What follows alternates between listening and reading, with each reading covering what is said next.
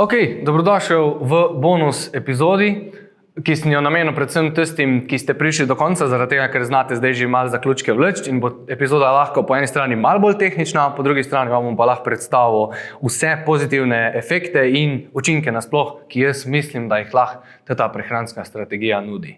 Zdaj sicer naslov je univerzalna prehranska strategija, ampak tako smo povedali do zdaj, univerzalna prehranska strategija za vsakega človeka ne obstaja, ampak obstaja določena za tisto osebo, za tiste želje, cilje in njegovo stanje.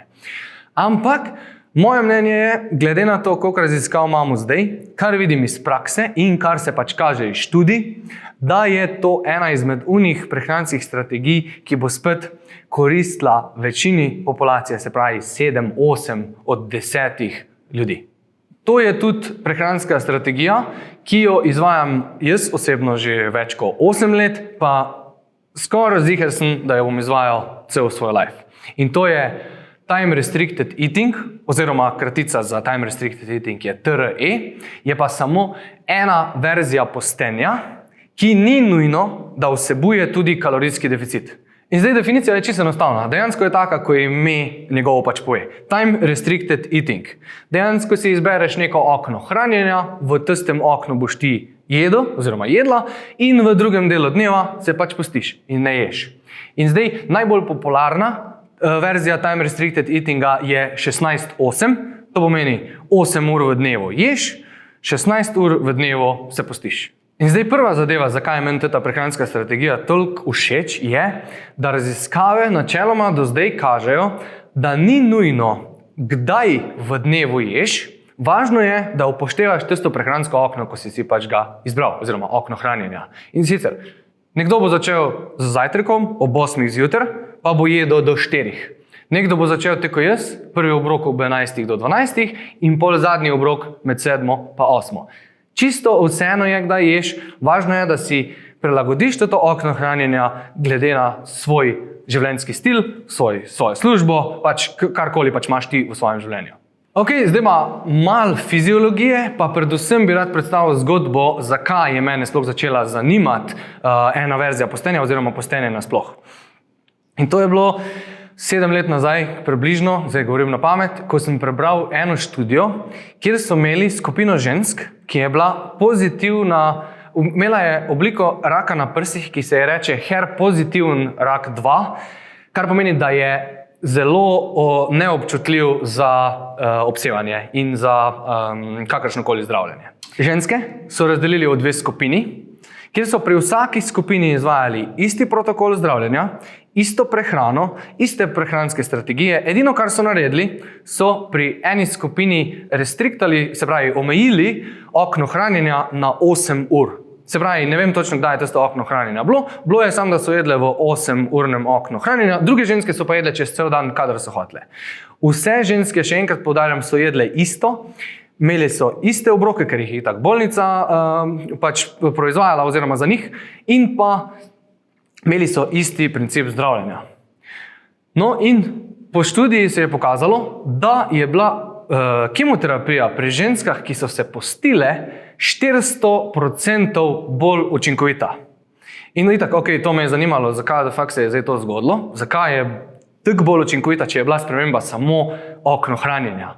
In ko so šli gledati na nivoju fiziologije, se pravi krvni markerji pa mišična biopsija, so ugotovili, da telo v tisti skupini, ko se je postila, med postenjem označuje z določenim faktorjem celice na celični ravni. In označi celice, ki so slabše kvalitete in celice, ki so boljše kvalitete in so bolj zdrave. In mi vemo, da se rakave celice načeloma razvijajo na celicah, ki so slabše kvalitete, zato ker tiste celice prej mutirajo. In zdaj, ko je kemoterapija bila vnešena v sistem, zaradi tega, ker so bile celice označene, da so boljše in slabše, je kemoterapija dejansko uničila več mutiranih celic, telo pa je ohranilo več zdravih celic. Se pravi, mehanizem poznamo, ne vemo čisto, zakaj se je to zgodilo, ampak tam je pol mene začelo zanimati, ok, mogoče ima pa postenje oziroma določeni principi postenja še kak drug benefit na naše telo, ko pa sam hujšanje ali pa vzdrževanje mišične mase. Pa zdaj ne me narobe razumeti. Nočem povedati s tem, da je time restricted eating ali pa nasploh postenje kak čudežen planski režim, ko bo zdaj pač naše zdravje popeljal na ne vem kakšne nivoje. Ne, ampak ta študija mi je pokazala, da se očitno kažejo še neki drugi efekti na fiziologijo, ki niso pogojeni samo s kalorijskim deficitom, ali pa s kalorijami, ko jih mi vnesemo v telo, pa porabimo iz telesa. Predvsem, kar se je zdaj pokazalo v naslednjih študijah, je, da delno postenje oziroma verzija postenja vplivajo zelo močno na cirkadiane ritme. Cirkadiane ritme sem omenil zdaj že parkrat, to so ritmi, to je v bistvu notranja ura telesa, 24 urn, in po tej uri se vsi fiziološki procesi, vsi organi pač pol uravnavajo. Se pravi, če imamo urejene cirkadiane ritme, bo načeloma urejena tudi naša fiziologija. In postenje, oziroma time restricted eating, močno vpliva pozitivno na cirkadiane ritme. Ok, zdaj pa sam na hitrico rad povedal še par efektov oziroma pozitivnih učinkov, ki se kažejo v študijah do zdaj, ko imamo že malo več študij, pa tudi malo novejše študije. In sicer, ne glede na to, ali smo v kalorijskem deficitu, ali smo v maintenance, ali smo v presežku, ima postenje določene vplive na fiziologijo. In to je izboljšana homeostaza glukoze. Se pravi, boljš prebavljamo sladkor v krvi, oziroma boljša sinteza sladkorja glukoze v krvi, ki se pol pač prenaša v razna tkiva. Poviša se tudi kognicija, kar je bila na primer narejena tudi ena raziskava na powerlifterjih, ki tisti powerlifterji, ko so se postili, so imeli izboljšano kognicijo signifikantno v primerjavi z tistimi powerlifterji, ko se niso postili pred treningom. Kaže se tudi, da na primer ljudje, ki hočejo shujšati, imajo več mišične mase zadržijo, če delajo postenje, ko pa če delajo klasični kalorijski deficit, kjer se pač naredi 4 do 5 obrokov čez celoten dan. Se pravi, če hočemo izgubiti telesno maso, tako smo prej rekli, moramo ustvariti deficit. In tam je logično, da bomo izgubili tudi malo mišične mase. To smo prej že vse razjasnili. Ampak v literaturi se zaenkrat kaže, sicer ni velik študij, ampak se kaže, da če delaš postenje, time restricted eating, ali pa klasičen kalorijski deficit, boš na principu postenja dejansko ohranil malo več mišične mase. In zdaj to sicer za splošno populacijo mogoče ni toliko pomembno, ker je samo v procentkih. Ampak če si pa nek športnik, nek bodybuilder, ki hoče ohraniti res vsak procent mišične mase, bo pa lahko postenje zelo dobra izbira, oziroma time restricted eating zelo dobra izbira za bodybuilderja.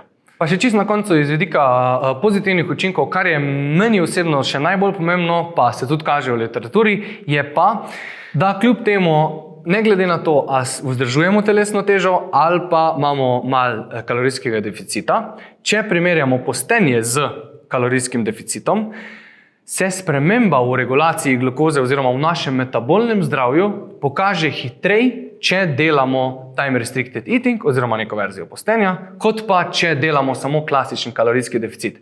Kar pa ni zdaj taka panika, zaradi tega, ker za daljše obdobje se signifikanca pač pojenja in pol se vse skupaj zanači, ampak če imamo mi eno hudo obolano osebo oziroma neko osebo z diabetesom tipa 2, mi hočemo, da se markerji glukoze in hemoglobina in določenih stvari čim prej popravijo. In to nam dejansko omogoča delno postenje oziroma ena verzija postenja. Ampak postenje je lahko tudi dvorezen meč. In to veliko kdo dela tudi napako. Ker si misli, jaz bom jedel 8 ur in bom zdaj jedel karkoli bom hotel, ali pa bom skrajšal okno na 6 ur, pa bom pač pol jedel, kar bom hotel in bo to še boljše.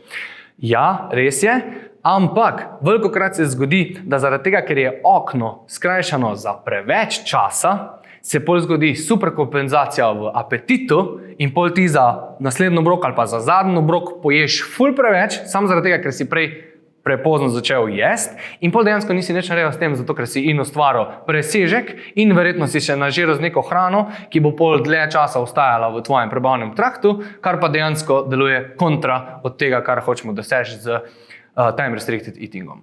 Kar bi omenil kot neko pomembno priporočilo, predvsem iz vidika, kako si narediti plan prehrane med tem, da upoštevamo time restricted eating. Prva stvar bo vnos beljakovin, kjer prvo poskrbiš za vnos, ko smo govorili prej, se pravi približno 2 grama beljakovin na kilogram telesne mase. Zdaj pa, glede na to, da je tvoje okno skrajšano, verjetno ne boš imel 5 obrokov, lahko da boš imel 3.